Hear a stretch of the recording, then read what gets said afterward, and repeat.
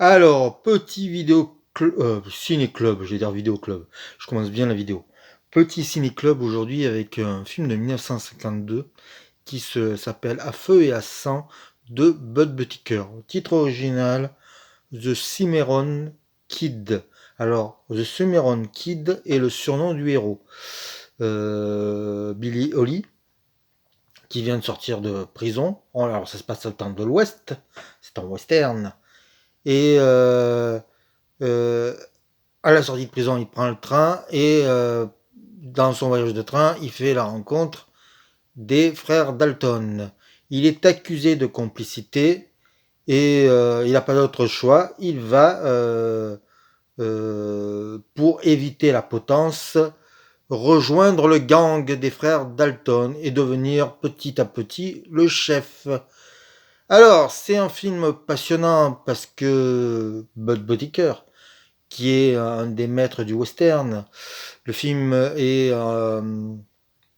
n'est pas encore dans ses chefs-d'œuvre, mais on y voit l'essence même de son art. Je vous explique. Bud Buttiker est connu pour avoir fait 7 films avec Randolph Scott. 7 films, 7 classiques pratiquement. Non, il y en a un qui est pas bon, je crois.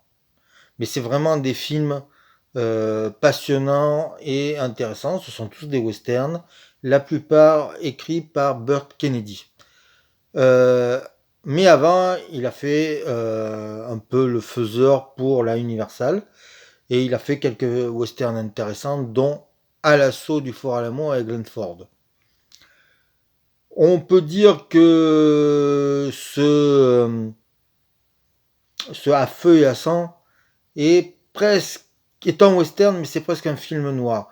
On pense aux films des années 30 de la Warner, les films, les polars, où les héros étaient des gangsters tels que L'ennemi public avec James Cagney ou Aït Seira de Raoul Walsh, par exemple, qui est peut-être un MGM. Mais bon, là je m'égare. Et on est dans ce genre de film-là, des films âpres, courts. On est du côté des bandits. La justice est assez mal, mal vue. Mais voilà. Donc, ce qui est intéressant avec ce film, c'est que euh, euh, il n'a pas encore toute la liberté pour faire ce qu'il va pouvoir faire avec Randall Scott, mais on voit qu'il y a déjà des cadrages superbes, que le rythme est alerte, que il n'a sûrement pas un budget faramineux, mais il arrive à faire beaucoup avec peu, comme d'habitude. Il sait se servir du cadre, il sait se servir de l'espace.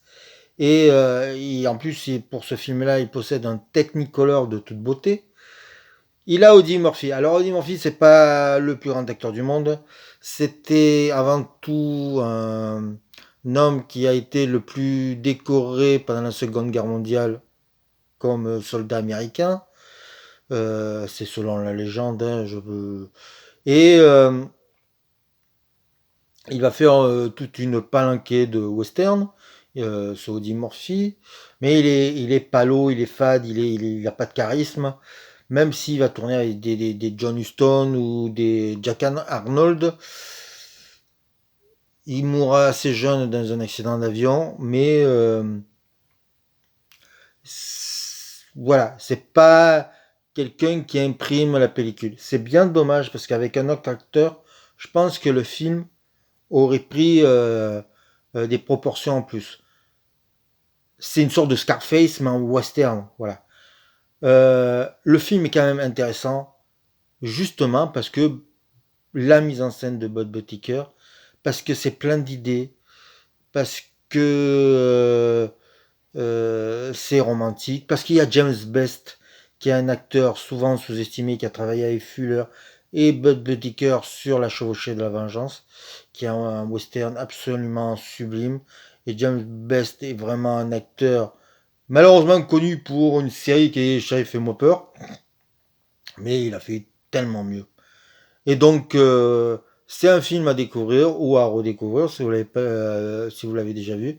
Il existe en DVD et en Blu-ray chez Sidonis Calista. La copie est belle, le film est formidable.